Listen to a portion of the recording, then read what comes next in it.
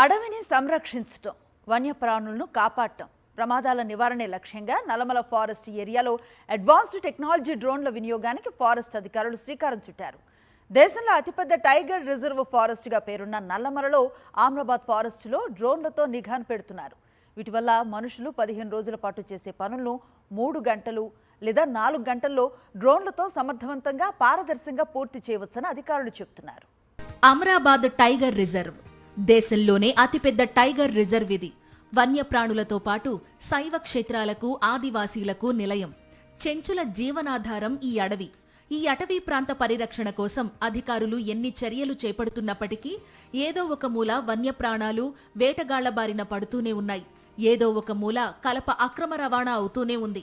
దీనికి తోడు రోడ్డు ప్రమాదాలు కూడా జరుగుతున్నాయి. ఇప్పుడు వీటన్నింటికీ చెక్ పెట్టేందుకు అత్యాధునిక డ్రోన్ టెక్నాలజీని అందుబాటులోకి తీసుకొచ్చారు అధికారులు. Jungle safari, eco tourism, temple టూరిజంతో ప్రతి ఏటా పర్యాటకంగా అభివృద్ధి చెందుతున్న ఈ ప్రాంతంలో తరచూ అవాంఛిత ఘటనలు జరుగుతున్నాయి. నల్లమల ప్రాంతంలోని దాదాపు అన్ని దేవాలయాలకు భక్తులు వాహనాలతో పాటు పాదయాత్రగా వస్తుంటారు. అక్కడక్కడ వంట వార్పు చేసుకోవడం కోసం అగ్గి రాజేస్తుంటారు. దీనివల్ల అడవిలో మంటలు చెలరేగి అగ్ని ప్రమాదాలు జరుగుతుంటాయి. ఇలాంటి వాటిని తక్షణం గుర్తించేందుకు ఈ డ్రోన్లు ఉపయోగపడతాయి. మా దగ్గర ఉన్న డ్రోన్లో బేసిక్గా వెరీ ఇంపార్టెంట్గా 3 పేలోడ్స్ ఉంటాయి. సో పేలోడ్స్ అంటే different camera setups. So normal పేలోడ్లో బేసిక్గా డే టైమ్ మానిటరింగ్కి. సో ఇప్పుడు ఫర్ ఎగ్జాంపుల్ జాతరలో మొన్న సాలేశ్వరం జాతర కానీ, ఇక్కడ ఉమామేశ్వర టెంపుల్ దగ్గర కానీ ఓవరాల్గా వీకెండ్స్లో ఎలా ఉంది, ఫ్లో ఎలా ఉంది, అండ్ ఫారెస్ట్ మధ్యలో నుంచి ఎవరైనా జనాలు వస్తున్నారా, అండ్ ఫైర్ లొకేషన్స్ అవన్నీ చూడడానికి హెల్ప్ అవుతుంది. కొన్నేళ్లుగా అధికారులు తీసుకుంటున్న చర్యల వల్ల ఇక్కడ పులుల సంఖ్య గణనీయంగా పెరిగింది. వీటి సంఖ్య 36 నుంచి 44కు పెరిగింది.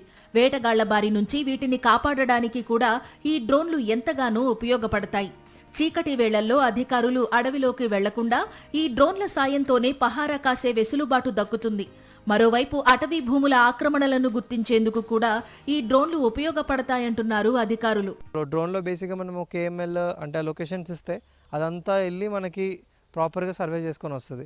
సో ఒక మనిషి ఆల్మోస్ట్ 10-15 డేస్లో చేసే పని అది 3-4 అవర్స్లో with the processing time include చేస్తే ఒక 1 డేలో మనకి ఓవరాల్గా పిక్చర్ వస్తుంది. 400 మీటర్ల ఎత్తున ఎగిరే డ్రోన్లు 4 నుంచి 6 కిలోమీటర్ల వ్యాసంలో అడవిని క్యాప్చర్ చేస్తాయి.